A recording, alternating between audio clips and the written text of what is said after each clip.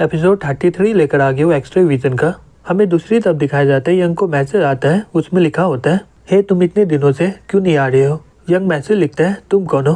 तभी वहाँ से रिप्लाई आता है कि मैं जेसिका हूँ। दूसरी तरफ एक लड़की बोलती है, हे जेसिका, मैं बोली थी ना कि मेरा आइडिया बहुत ही बढ़िया है।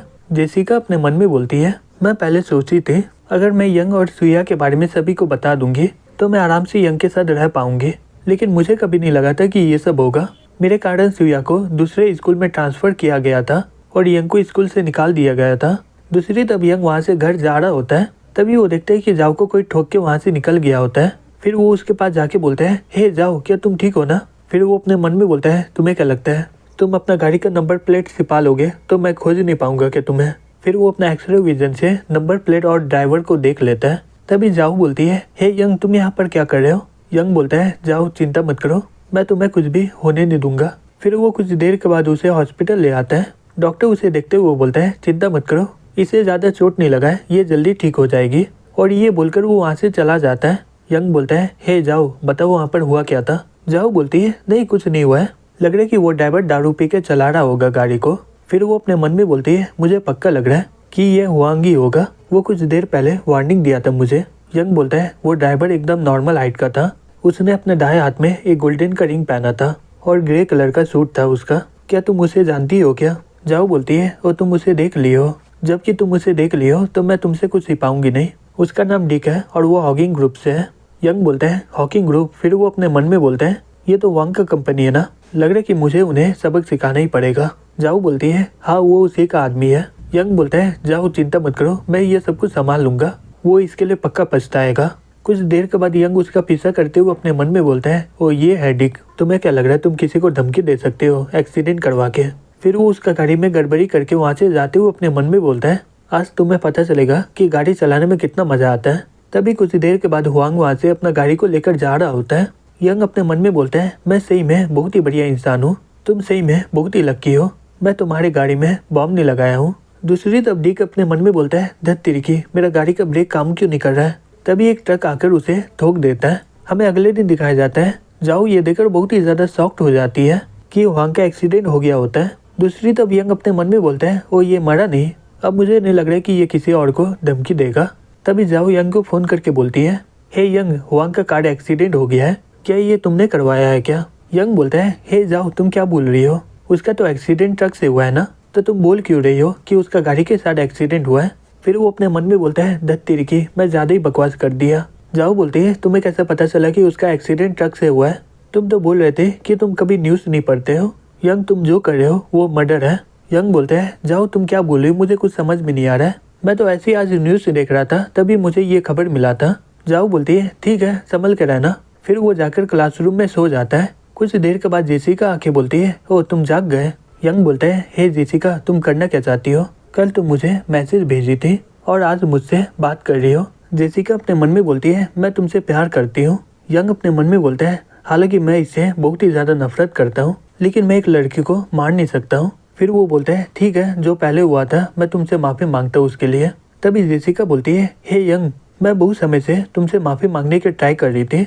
यंग बोलता है, क्या इस मामले में तुम्हें कुछ और बोलना है क्या। जेसिका शांत हो जाती है और अपने मन में बोलती है, आज के लिए बस इतना ही रहने देते हैं।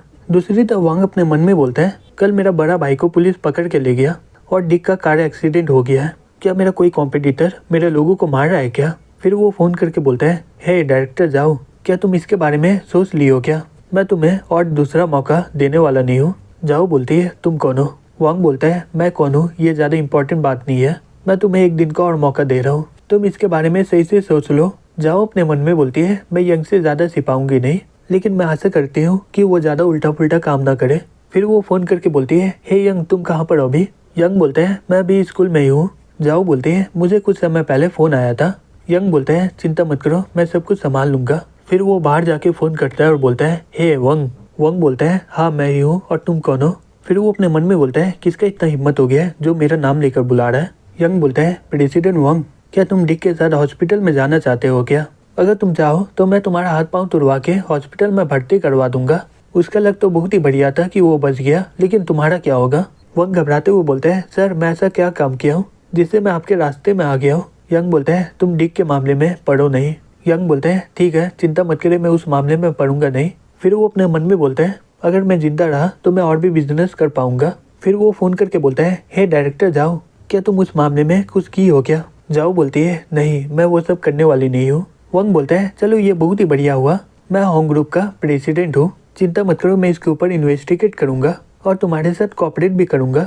जाओ सॉफ्ट होके बोलती है तुम्हारा शुक्रिया। फिर वो अपने मन में बोलती है रुको, क्या ये यंग है क्या? नहीं तो इसका मन इतना जल्दी बदल कैसे गया? दूसरी तरफ ली बोलती है जेसिका सही में तुम बहुत ही ज्यादा सीरियस हो गई हो, अगर तुम्हें यंग को पाना है तो तुम्हें जल्दी करना होगा। जेसिका बोलती है क्या उसे ऐसा लड़की पसंद होगा क्या?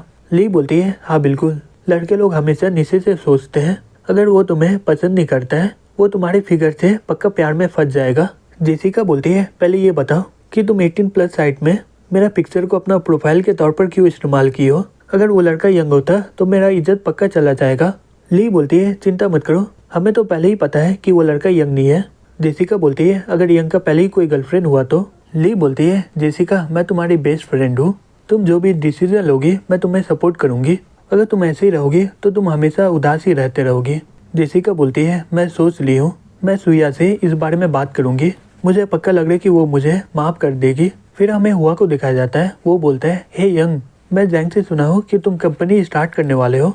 यंग बोलता है हाँ अंकल, मैं और जैंग मिलके एक ज्वेलरी कंपनी स्टार्ट करने वाले हैं, मैं प्रॉफिट का 60% लूंगा और जैंग 40% लेगा। जैंग शॉक्ड होकर बोलता है हे यंग ये सभी पैसा तुम्हारे गॉडफादर की ओर से आ रहा है ना, और तुम मुझे प्रॉफिट का 40% दे रहे हो, मैं इसमें कभी राजी नहीं होने वाला हूँ। वह बोलता है जैंग एकदम सही बोल रहा है, बिजनेस और पर्सनल चीज़ों को अलग रखना चाहिए, कैसे रहेगा कि तुम इसे 1 मिलियन और 20% प्रॉफिट दो। यंग बोलता है ठीक है आप जैसा बोले अंकल। फिर कुछ देर के बाद यंग घर में आके बोलता है मैं जैंग के साथ मिलके एक कंपनी स्टार्ट करने वाला हूँ। उसका पापा बोलता है कंपनी, तुम्हारे पास इतना पैसा कहाँ से आया है जिससे तुम अपना कंपनी स्टार्ट कर पाओ? यंग बोलता है अंकल हुआ मुझे सपोर्ट कर रहे हैं और गॉडफादर मुझे पैसा में मदद कर रहे हैं। उसका पापा बोलता है अगर ऐसा बात है तो तुम स्टार्ट करो, वैसे भी मैं तुम्हें पैसा में कोई मदद नहीं कर पाऊंगा। उसकी मॉम बोलती है यंग वो लोग तुम्हारी इतना मदद कर रहा है तो हमें जाके उनका शुक्रिया अदा करना चाहिए। फिर कुछ देर के बाद यंग वहाँ पर पहुँच जाता है और बोलता है जाओ ये मेरे मॉम और डैड है। जाओ शॉक्ड होकर अपने मन में बोलती है ये बिना बताए मुझे अपने पेरेंट्स से मिलवा रहा है। तभी वो चाय लेके आती है और बोलती है अंकल आंटी ये लीजिए चाय। वो इतना घबराई होती है कि उसके हाथों से ट्रे गिरने वाला होता है। तभी यंग ट्रे को पकड़ लेता है और बोलता है हे जाओ तुम कर क्या रही हो, तुम तो पूरी तरह ठीक नहीं हुई हो, तुम्हें तो और भी ज़्यादा आराम करना चाहिए। जाओ बोलती है अंकल आंटी मुझे माफ़ करिएगा, अब मैं चलती हूँ। फिर वो उसके पीछे जाके बोलता है हे जाओ तुम कर क्या रही हो? जाओ बोलती है ये सब तुम्हारी वजह से हुआ है। यंग बोलता है क्या वंग तुम्हारे पास आया नहीं था क्या? जाओ बोलती है नहीं वो नहीं आया है। यंग बोलता है लग रहा है कि वो आदमी को मुझे सबक सिखाना ही पड़ेगा। जाओ बोलती है हे तुम पहले मेरा बात तो सुन लो, वो फ़ोन करके बोला था कि वो मुझे सपोर्ट करेगा स्कूल के लिए, तुम्हारा शुक्रिया, अगर तुम नहीं होते तो मैं ये कभी कर नहीं पाती। यंग उसे गले लगाते हुए बोलता है चिंता मत करो, आगे चल के तुम्हें कोई भी परेशानी होगा तो मुझे बताना। जाओ बोलती है ठीक है। फिर वो अपने मन में बोलती है यंग मैं तुमसे ज़्यादा छुपा नहीं पाऊंगी, क्या मैं यंग को इस बारे में बता दूं क्या? लेकिन मैं ये बात को कैसे बताऊंगी? यंग एक्सरे विजन से बाहर में देख लेता है और अपने मन में बोलता है ओ मॉम आ गई है। फिर वो बाहर जाते हुए बोलता है ठीक है जाओ अब मैं चलता हूँ।